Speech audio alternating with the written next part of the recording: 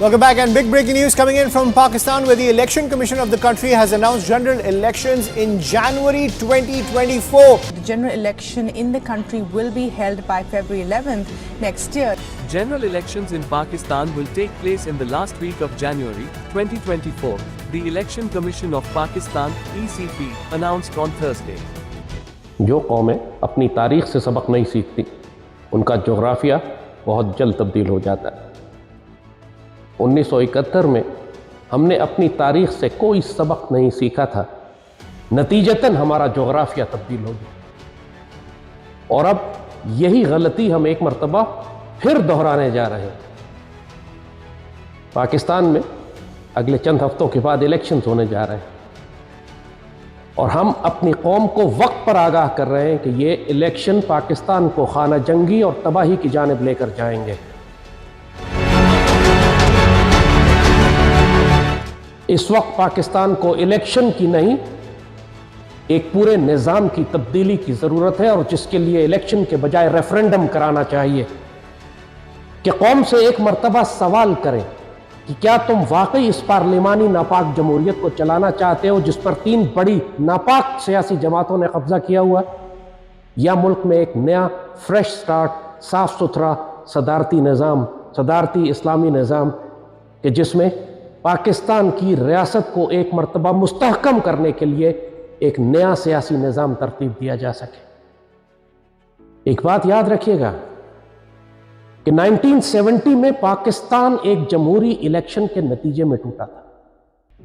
آپ جو مرضی اس کی عسکری وجوہات تلاش کرتے رہیں، جو اصل حقیقت ہے وہ یہ کہ پاکستان کی 2 ناپاک سیاسی جماعتیں جو فیصلہ کر چکی تھیں کہ ہم نے ملک کا وزیر اعظم بننا ہے، مجیب اور بھٹو، اور انہوں نے اپنی طاقت کو استعمال کرتے ہوئے اپنی غداریوں کے باوجود جب ان کو آپ نے الیکشن میں بھیجا، اچھی طرح جانتے ہوئے کہ یہ ناپاک اور پلیت لوگ ہیں اور یہ ملک میں فساد برپا کریں گے، تو پھر وہی ہوا کہ ایک جمہوری الیکشن کے بعد ملک میں خانہ جنگی ہو گئی، کیونکہ ادھر تم اور ادھر ہم کا نعرہ لگانے والے اور شیخ مجیب جو پہلے اگرتلا سازش میں پکڑا جا چکا تھا، اس کو آپ ملک کا وزیر اعظم بنانے جا رہے تھے۔ کشمیر میں شکست کھا کر بھارت نے سارے اخلاقی ضابطوں سے بے نیاز ہو کر 6 ستمبر سن 65 کی صبح کو اچانک پاکستان پر حملہ کر دیا۔ اس حملے کا نشانہ لاہور کو بنایا گیا ہے۔ اسی لمحے صدر مملکت اور سپریم کمانڈر فیلڈ مارشل محمد ایوب خان عوام کے نام پیغام نشر کرتے ہیں۔ I am speaking to you tonight under the threat of war in Kashmir, which is being forced on us by India. صدر محترم کہتے ہیں پاکستان کے 10 کروڑ عوام کے لیے آزمائش کا وقت آ گیا ہے۔ آج صبح ہندوستانی فوج نے لاہور پر حملہ کر دیا ہے۔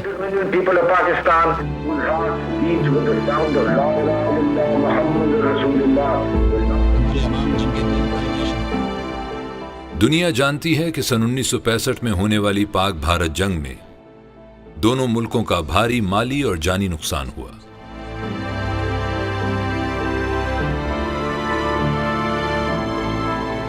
لیکن بہت کم لوگ یہ بات جانتے ہیں کہ سن 1965 کی جنگ کے دوران ایک سازش ایسی بھی ہوئی تھی جس کے اثرات 6 سال بعد 1971 سقوط ڈھاکہ میں رونما ہوئے۔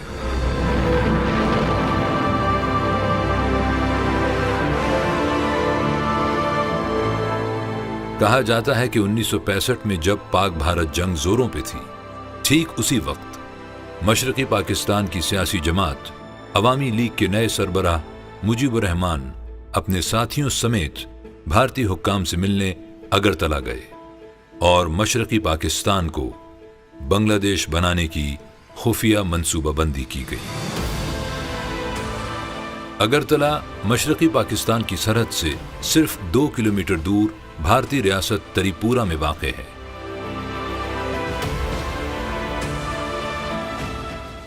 جنگ بندی کے 2 سال بعد پاکستان کی خفیہ ایجنسی ISI نے اس ملاقات کے بارے میں اہم انکشافات کیے اور اپنی تفصیلی رپورٹ پاکستان کی مرکزی حکومت کو پیش کر دی۔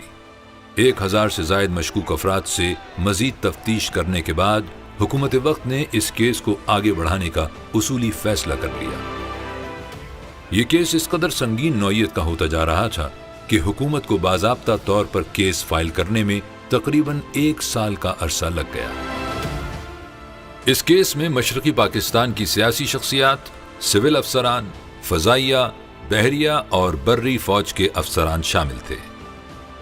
عوامی لیگ کے سربراہ شیخ مجیب الرحمان، جو پہلے ہی اپنے 6 نکات کی وجہ سے پولیس کی حراست میں تھے، انہیں 18 جنوری 1968 کو اگرتلہ سازش کیس کا مرکزی ملزم نامزد کر کے مزید 35 افراد کے ساتھ گرفتار کر لیا گیا اور مارشل لا ایکٹ کے تحت ڈھاکہ کینٹونمنٹ بھیج دیا گیا۔ 19 جون 1968 اگرتلہ سازش کیس کی سماعت شروع ہوئی۔ ابھی 1 سال بھی نہیں گزرا تھا کہ 22 فروری 1969 اس وقت کے صدر ایوب خان نے اچانک بغیر کسی ٹھوس وضاحت کے اگرتلہ سازش کیس واپس لے لیا۔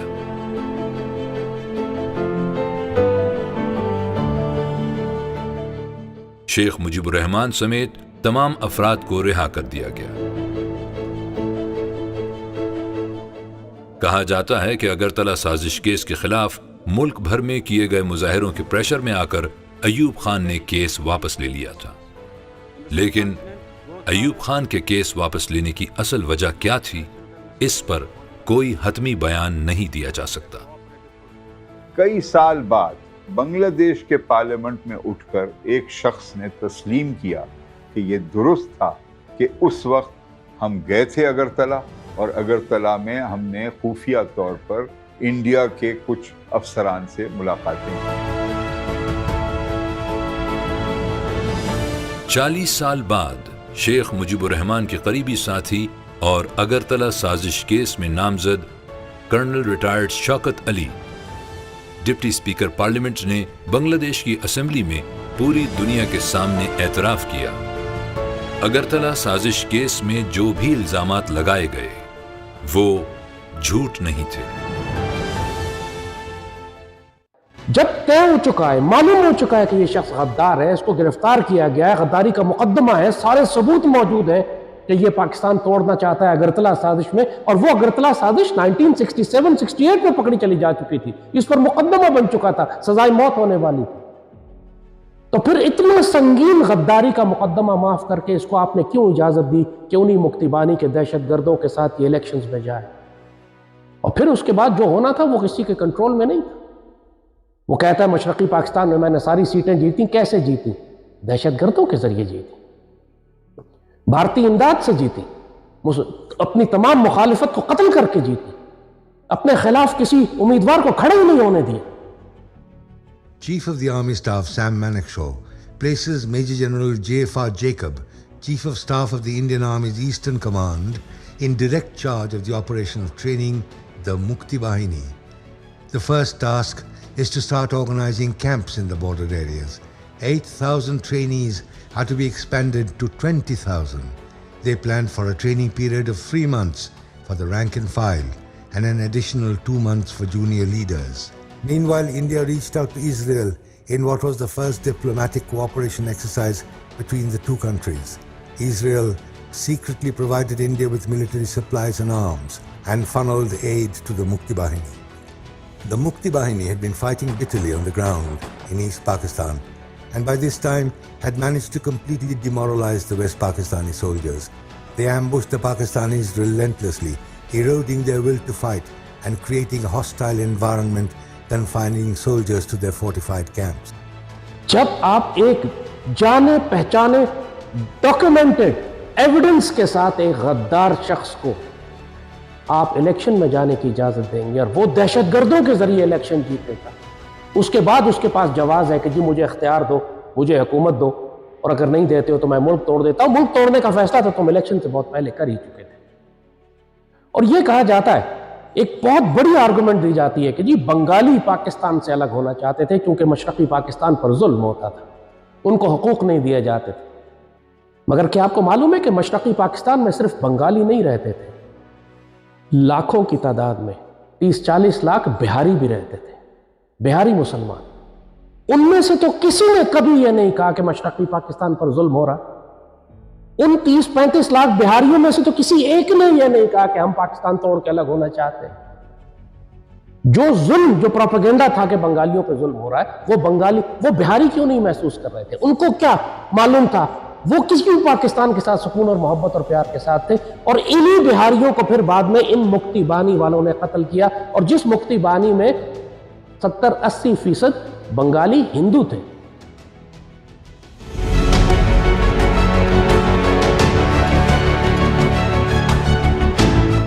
یہ سارا کچھ آپ جانتے تھے الیکشن سے پہلے کہ ہوگا۔ جیسے کہا کہ اگرتلہ سازش جو پکڑی گئی تھی، اس کے ڈاکومنٹس نکالے، سب کچھ لکھا ہوا تھا کہ ہم مشرقی پاکستان میں کیا کرنے جا رہے ہیں۔ اس کے باوجود آپ نے الیکشنز کرائے، پھر اس کے بعد کلیم کیا کہ جی میجورٹی میری ہے، مجھے دی جائے۔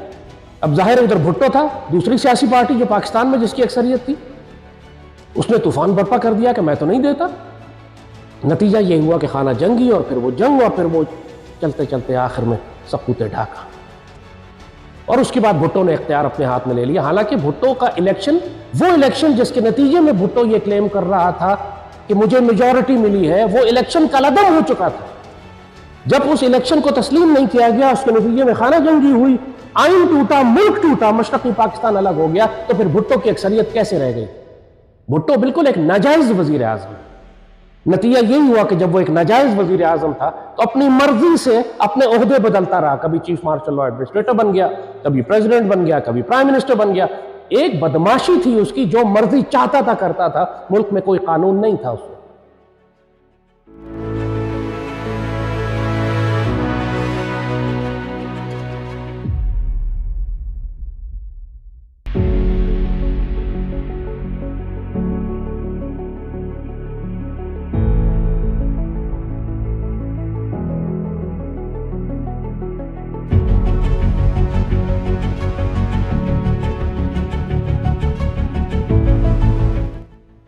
ایک انلیگل اسمبلی تھی وہ جو اس وقت چلی، یہ انلیگل کانسٹیٹیوشن تھا جو 1973 کی اسمبلی نے پاس کیا۔ وہ اسمبلی انلیگل تھی کیونکہ وہ جس الیکشن کے نتیجے میں وہ اسمبلی بنی تھی، وہ الیکشن کالعدم ہو چکا تھا۔ تو پھر حالانکہ ہونا یہی چاہیے تھا کہ جب مشرقی پاکستان ٹوٹ کے الگ ہو گیا تو مغربی پاکستان میں آپ فریش الیکشن کرائیں، فریش مینڈیٹ آتا، نئی حکومت، نیا پاکستان، پھر پتہ چلتا کہ کس کے پاس کیا میجورٹی۔ بات جو آپ کو ہم سمجھانا چاہ رہے ہیں کہ جب آپ ناپاک سیاسی جماعتوں کے ساتھ الیکشن میں جاتے ہیں تو جمہوریت مسئلے کا حل نہیں ہوتا، جمہوریت مسئلہ کھڑا کر دیتی ہے، ملک توڑ دیتی ہے۔ اب یہی ہونے جا رہا ہے فیبروری میں۔ پاکستان کی تمام سیاسی جماعتیں ملک توڑنا چاہتی ہیں، سیپریٹسٹ ہیں، غدار ہیں۔ ایک کوئی بلوچستان ساتھ ملا کے گریٹر سندھ اور سندھو دیش بنانا چاہ رہا ہے، کوئی گریٹر پنجاب بنانا چاہتا ہے، کوئی پاکستان کی ریاست کے خلاف ایسے اعلان جنگ کر چکا ہے کہ ہمیں اقتدار نہ ملا تو ہم پاکستان کو آگ لگا دیں۔ اس وقت پورا پاکستانی میڈیا، سوشل میڈیا اٹھا کے دیکھ لیجئے سیاسی جماعتوں کا مزاج کیا ہے، ایک دوسرے کو دھمکیاں دے رہے ہیں، بار بات پہ کہتے ہیں ہم پاکستان توڑ دیں گے اور ہمیں پاکستان نہیں بچے گا اور پاکستان کو ہم ختم کر دیں گے۔ یہ سارے ذلیل اور کمینے ناپاک سیاستدان جن پر کرپشن کے، غداری کے، خیانت کے مقدمات ہیں، جو دشمن طاقتوں کے ساتھ مل کر پاکستان توڑنا چاہتے ہیں، ان کو آپ دوبارہ الیکشن میں بھیج کے اقتدار کیسے ان کے ہاتھ میں دے سکتے ہیں؟ اس وقت جب یہ ماحول اتنا گرم ہے، آپس میں اس قدر خوریزی ہے سیاسی جماعتوں کے درمیان، کوئی سندھ لے کے 18ویں ترمیم کا ہتھیار ان کے ہاتھ میں، کسی کو سندھ میں اکثریت ملے گی، کسی کو پنجاب میں ملے گی، کسی کو سرحد میں ملے گی، سب 18ویں ترمیم کا اختیار کر کے پاکستان سے توڑ کر الگ ہو جائیں گے اور غیر ملکی طاقتیں ان کی مدد کریں گی، اسی طرح جیسے شیخ مجیب کی۔ اور یہ سب ناپاک ہیں، یہ سب پاکستان توڑ دیں گے اپنے اقتدار کے لیے، جیسے بھٹو اور مجیب نے پہلے کیا۔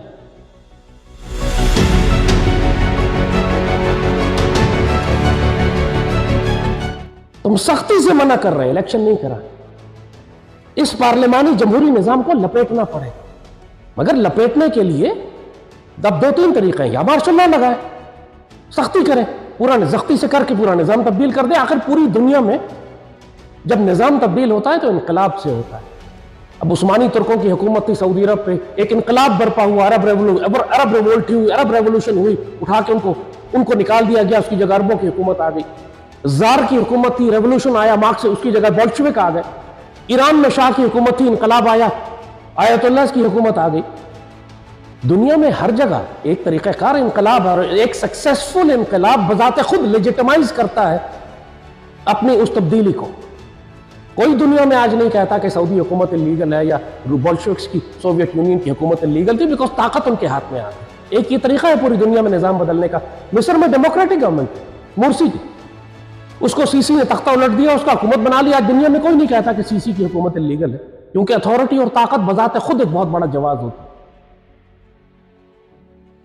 اور دوسرا طریقہ یہ ہے کہ آپ عوام سے پوچھیں کہ تم کیا اس واقعی پارلیمانی جمہوری نظام کو چلانا چاہتے ہو، جہاں پہ نسل در نسل یہ ناپاک اور حرام خور پوری قوم کو غلام بناتے ہیں، پاکستان کو لوٹنے آتے ہیں، پاکستان سے کمانے آتے ہیں اور جائیدادیں ملک سے باہر بناتے ہیں، چاہے پیپلز پارٹی ہو، چاہے نون لیگ ہو، چاہے پی ٹی آئی ہو،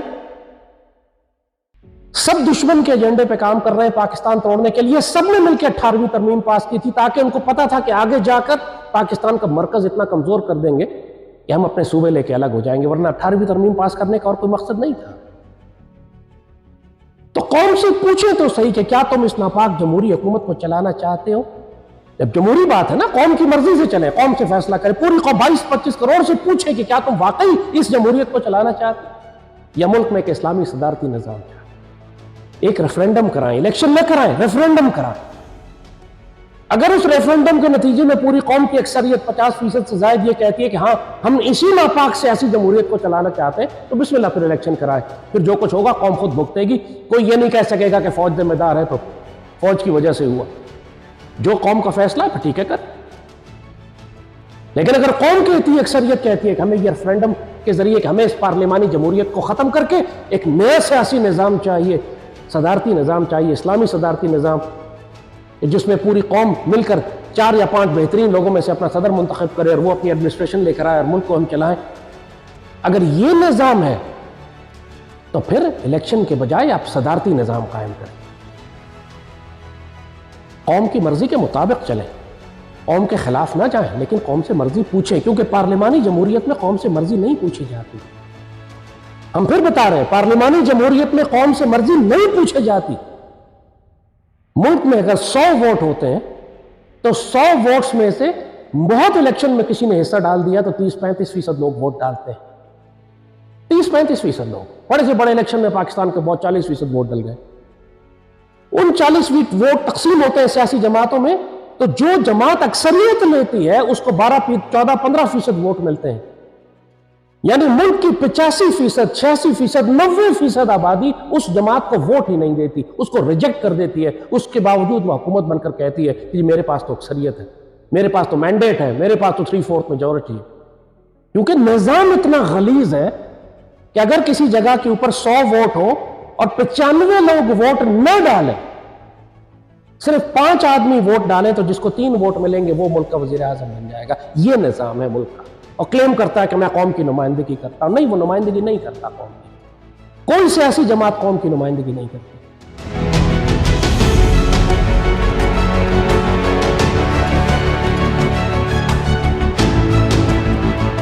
آج کہتے ہیں عمران کے پاس اکثریت ہے، جس اکثریت کی یہ بات کر رہے ہیں وہ ملک کی 20% سے زیادہ نہیں ہے تمام ووٹرز کی۔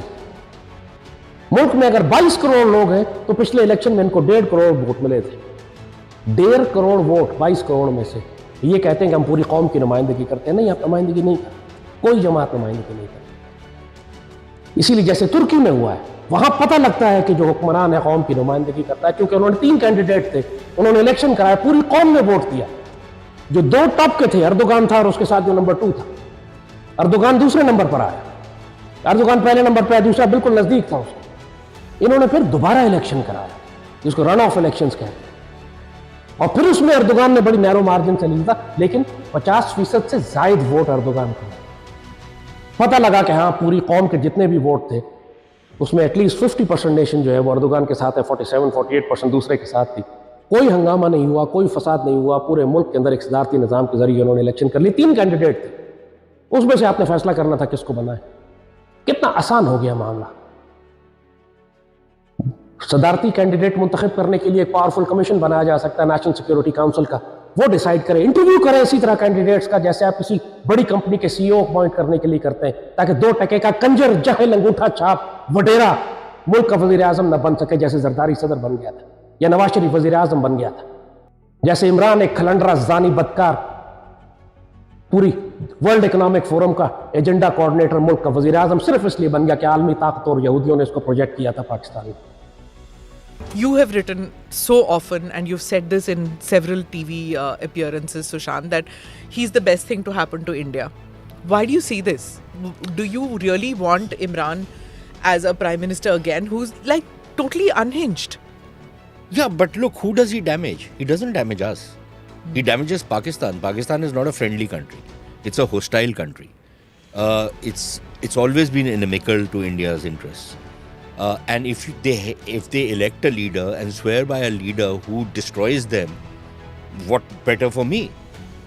So when you look at his economic policies, when you look at his foreign policy, how he alienated every single one of Pakistan's friends, whether it was the Saudis, whether it was the Americans, whether it was the Chinese, he alienated everybody, right? What can be better than that for me? And I think Mr. Modi was smart because although they had made the outreach much earlier to the Gulf, but I think they were smart that they doubled down on it. What I'm talking about is the Arab states. Okay. The UAE, Saudi Arabia. Oman, you look at Saudi Arabia. Yeah. Pakistan had a run of the place. Now, True. Imran alienated all of them. He's really dumb in some things. From all of that perspective, I don't see, why I want somebody who makes Pakistan a strong, prosperous country. I want somebody who divides the Pakistanis like Imran has done. I want somebody who destroys their economy like Imran has done. I want somebody who destroys their foreign policy like Imran has done. I want somebody who destroys, the primacy of the army, the only institution that had kept the country together. I want somebody like Imran who has done that. He has destroyed the army. I want somebody who destroys their security by sucking up to the Taliban and saying that they have broken the shackles of slavery. He's my dream. If I was in the job Tilak Deveshwar handled, I would have wanted somebody like him to become Prime Minister. I would have sponsored somebody like him to be Prime Minister of Pakistan.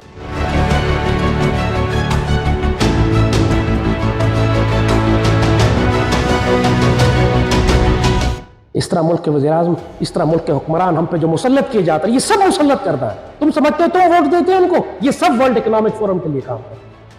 ये सब Bill Gates के गुलाम हैं. तुमको एक आज़ाद हुक्मरान चाहिए जो इस्लामी रियासत की नुमाइंदगी करे. वो इस पार्लिमानी जमहूरियत में नहीं आएगा. उसके लिए सदारती निज़ाम चाहिए. 18वीं तरमीम ख़त्म करके हमको मरकज़ को मजबूत करना पड़ेगा. ये पार्लियामेंटेरियंस नहीं करेंगे. इन्होंने सूबों को इतना ताकतवर कर दिया है, जिस तरह मशरक़ी पाकिस्तान या मगरबी पाकिस्तान की असेंबलीज को उन्होंने अलग अलग कर दिया था. ये चाहे तो करारदाद पास कर दें कि पाकिस्तान से हम अलग होना चाहते हैं, ये अलग हो सकते. 1970 में जाहिर है उस वक्त कोई अजान देने वाला नहीं था, कोई सोशल मीडिया नहीं था, किसी ने खड़े होकर चैलेंज नहीं किया उस वक्त की हुकूमत को, सियासतदानों को. कर सकते नहीं थे, वो इतने ताकतवर थे. मुजीब और भुट्टो और अयूब बिन याहिया, पूरी कौम उस धोखे में आ गई, उस फंदे में आ गई इलेक्शंस के.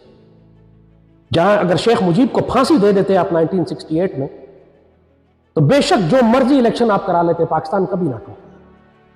क्योंकि गद्दार को आपने पहले फांसी दी. ये कैसे मुमकिन है कि सारी गद्दारियां माफ करके आप इनको इलेक्शन में जाने दें और फिर वो इलेक्शन में जहल ताकत के जरिए इक़्तिदार, मुक्तिबानी के जरिए इक़्तिदार में आए और फिर कहें कि विरासत पे हुकूमत करने का हक भी हमारा है. ये पाकिस्तान के सारे पॉलिटिशियंस ऐसे, सब चोर, डाकू, गद्दार, खाइन, जानी, बदकार, शराबी.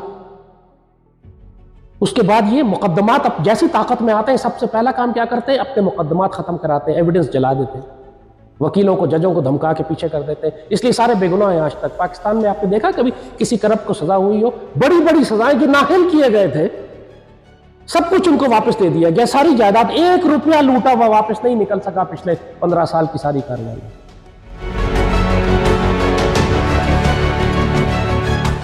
इस पार्लिमानी जमहूरियत में यही होता रहेगा.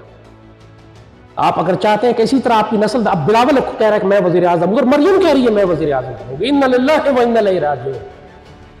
सारी जिंदगी जिन्होंने एक दिन काम नहीं किया, एक रिज्क लुकमा हराम हलाल का इनके जिस्म में नहीं दिया, अब उनको ये ख्वाब आ रहे हैं क्योंकि हम अपने बाप दादा की इस जागीर पर हम काबिज हैं और कौम बेवकूफ़ है और निज़ाम हमारे कंट्रोल में है. बिलावल से पूछो तुम्हारे क्या क्रेडेंशियल है, कहते मैं भुट्टो का नवासा हूं, इसके अलावा कुछ भी नहीं है इसके पल्ले. मरियम से पूछो तेरा क्या क्रेडेंशियल है, कहती मैं नवाज शरीफ की बेटी हूं, बट दैट्स इट.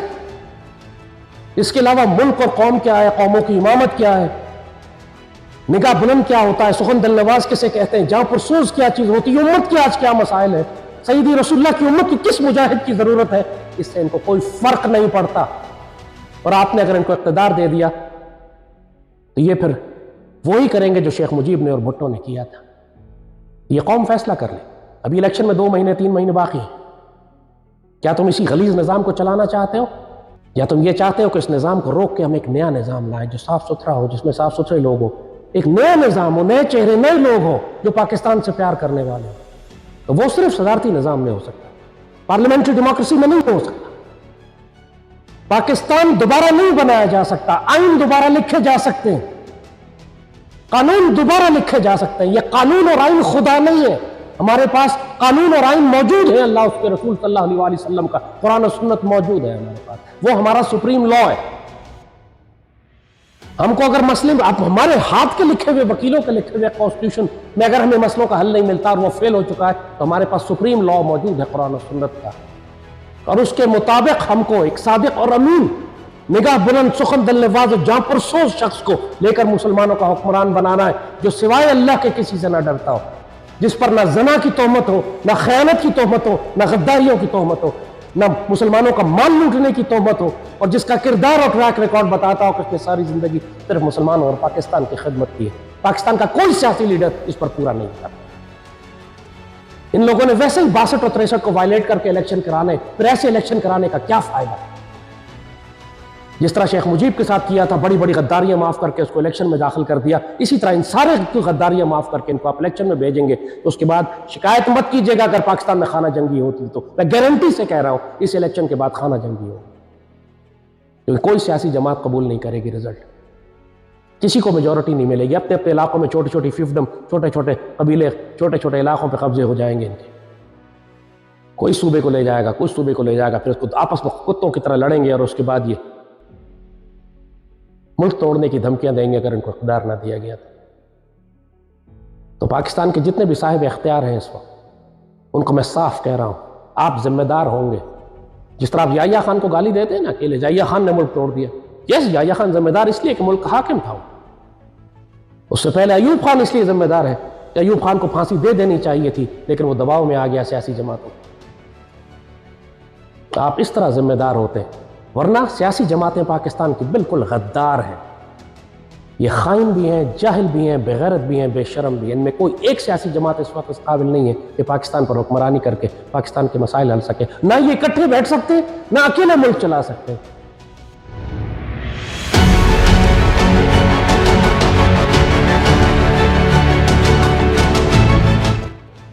اس وقت کیئر ٹیکر گورنمنٹ چل رہی ہے. یہ کسی بھی سیاسی جماعت کی حکومت سے بہتر حکومت ہے کیئر ٹیکرز کی. مگر کیئر ٹیکر ظاہر ہے آپ قیامت تک نہیں چلا سکتے. یہ نمائندہ حکومت نہیں ہے. آپ نمائندہ حکومت لے آئیے، لیکن دوسرے صدارتی نظام میں. یہ ریفرینڈم کرا سکتی ہے اور کوئی اعتراض نہیں کرے گا اس بات پر جب آپ یہ کہیں کہ ہم پوری قوم سے پوچھتے ہیں کہ آپ پارلیمانی ڈیموکریسی چلانا چاہتے ہیں یا اسلامی صدارتی نظام چاہتے ہیں. پوچھیں قوم سے، جو قوم رائے دے اس کے مطابق کر لیں، تاکہ جب تباہی آئے قوم پر تو قوم ذمہ دار ہو کہ ہاں ہم نے خود پارلیمانی جمہوریت کو پسند کیا تھا. اور اگر اللہ جو خیر عطا کرے پھر پوری قوم اس میں شریک ہو کہ ہاں ہم نے اسلامی صدارتی نظام لایا تھا کہ ملک میں اسلامی نظام قائم کیے جا سکے.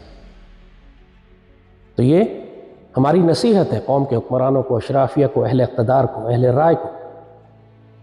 حماقت اور جہالت اور خودکشی کرنے کے بجائے تاریخ سے سیکھے. 70 کے انتخابات اور سیاسی جماعتوں نے ملک توڑا تھا، وہ غلطی دوبارہ نہ دہرائیں. اگر آپ یہ دہرائیں گے پھر آپ کے پاس کوئی عذر نہیں ہوگا کہ اگر پاکستان کو نقصان پہنچتا ہے آپ یہ نہیں کہہ سکیں گے کہ کیئر ٹیکر گورنمنٹ ذمہ دار تھی، آرمی ذمہ دار تھی. پاکستان کی قوم اور یہ سیاسی جماعتیں الیکشنز چاہتی ہیں، اور الیکشن اس ملک کے لیے زہر قاتل ہے. ان غلیظ سیاسی جماعتوں کو احتساب کے بغیر الیکشن میں بھیجنا خودکشی ہے. احتساب پہلے ہوگا. احتساب پہلے کریں گے تو یہ سارے ویسے ہی پھانسیاں چڑھ جائیں گے، جیلوں میں چلے جائیں گے، بچے گا کچھ نہیں ان کے پلے. اس لیے یہ احتساب کو اوائڈ کر کے، ڈیلز کر کے چاہتے ہیں کہ ہمیں ایک دفعہ الیکشن میں بھیج دیا جائے تاکہ ہم اپنے سارے گناہ معاف کروا لیں.